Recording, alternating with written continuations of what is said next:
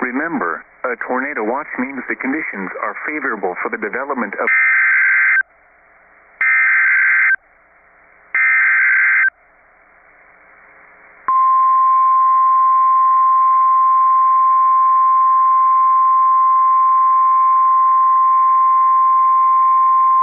The National Weather Service in League City has issued a severe thunderstorm warning for eastern Colorado County in southeastern Texas, northern Wharton County in southeastern Texas, southeastern Austin County in southeastern Texas, northwestern Fort Bend County in southeastern Texas, southeastern Waller County in southeastern Texas, until 12:15 p.m. Central Standard Time.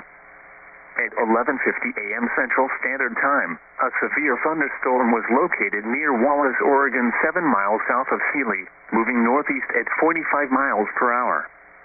Hazard, 60 miles per hour wind gusts and quarter-size hail. Source, radar indicated. Impact, hail damage to vehicles is expected. Expect wind damage to roofs, siding, and trees.